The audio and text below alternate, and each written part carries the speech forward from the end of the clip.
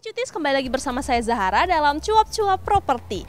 Nah, kali ini saya sudah berada di Menara Samawa nih, yang mana Menara Samawa ini merupakan hunian subsidi program dari Pemprov DKI Jakarta. Nah, untuk mengetahui informasi lebih jelas dan lebih lengkapnya mengenai Menara Samawa ini, kami akan berbincang dengan Direktur Administrasi dan Keuangan dari Saranajaya.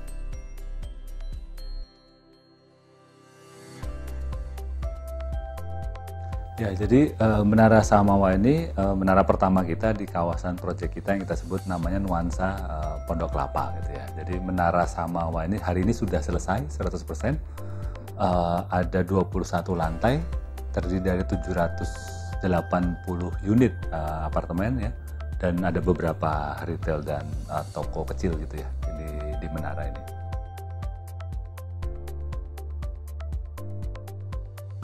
Jadi Menara Samawa ini memang bagian dari program hunian DP 0 rupiah Pemprov gitu ya. Jadi kalau dari sisi penerima manfaatnya ya, si calon penghuni ini memang sudah diatur di dalam kebijakan di Pemprov. Jadi hari ini ya, yang hari ini ada misalkan KTP DKI, kemudian penghasilan ditentukan sekian, kemudian belum pernah menerima rumah subsidi.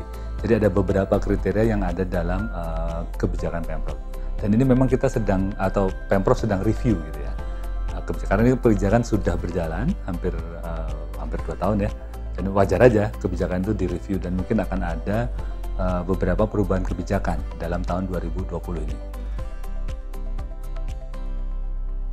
Ya, jadi tentu kita sebagai BUMD ya, kita BUMD di bawah Pemprov juga sebagai pelaksana sebenarnya atau yang bertanggung jawab lah, salah satu ya, yang bertanggung jawab untuk program hunian DP 0 rupiah. Jadi ada beberapa BUMD yang kalau di dalam RPJM itu disebutkan ya, dalam strategic plan-nya Pemprov gitu ya. Dan salah satunya memang kita.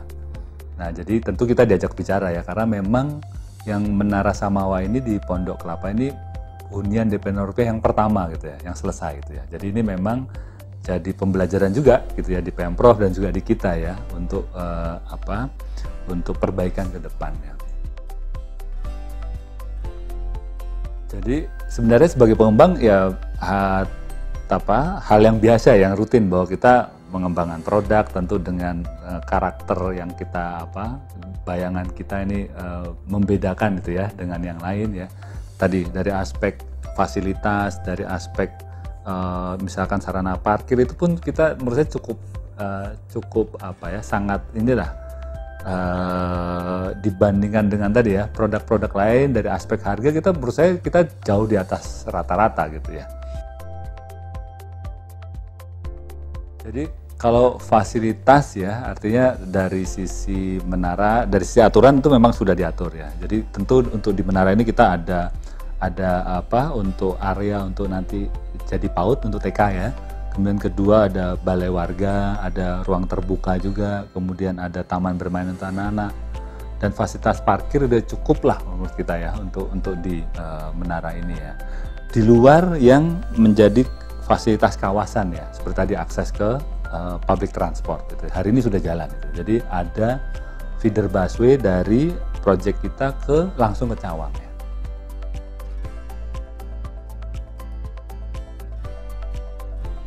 Ya namanya tantangan pasti ada gitu ya.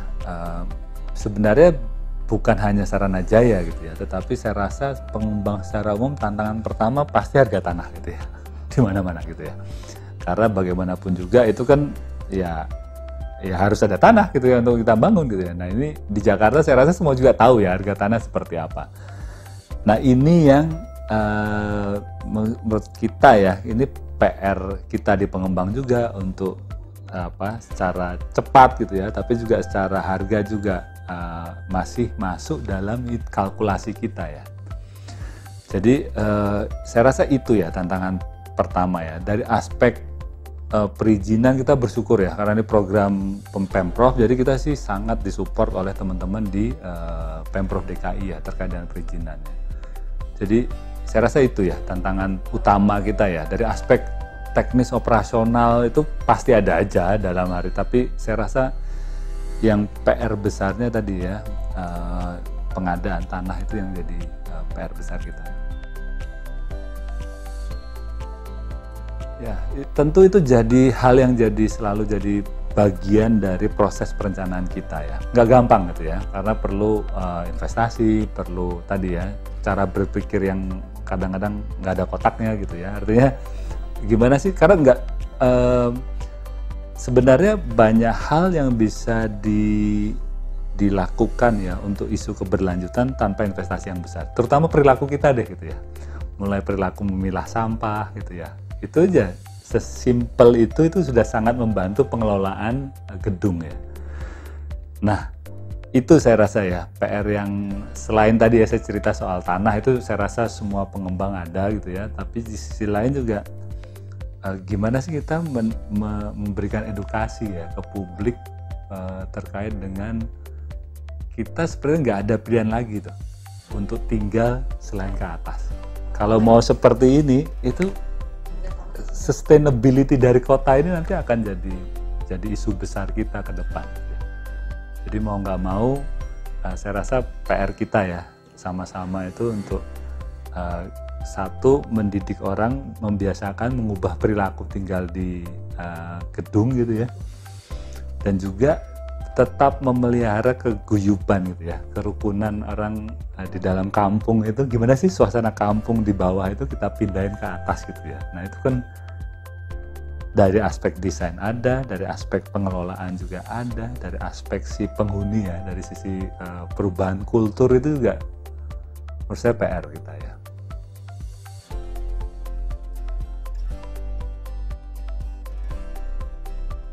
Jadi harga hari ini ya, harga itu kan udah dikunci di peraturan 8,8 juta per meter persegi untuk Jakarta Timur, sedang direview sepertinya oleh Pemprov. Itu di luar ya IPL, jadi ada iuran pengelolaan lainnya ya. Jadi hari ini kita 9.900 per meter persegi per bulan. Nah itu untuk pengelolaan lingkungan, kemudian listrik lingkungan, di luar listrik unit ya. Tentu ini pemakaian individu nanti tergantung keluarga ya, tapi itu di luar ya. Jadi harga itu memang harga jual unit ya. Jadi untuk kualitas bangunan seperti itu gitu ya, dengan harga seperti yang sudah dikunci dengan peraturan itu di Jakarta Timur, menurut saya kita sangat bersaing lah gitu ya dari aspek harga ya. Itu dia tadi perbincangan kita dengan Direktur Utama Pembangunan Nuansa Pondok Kelapa. Bagi Anda yang ingin mengetahui informasi-informasi menarik lainnya seputar properti, makanya jangan lupa untuk subscribe YouTube channel kami di Property News, dan jangan lupa juga untuk memberikan like, komen, dan aktifkan notifikasi loncengnya untuk mendapatkan video-video terbaru dari kami. Saya Zahara pamit, bye!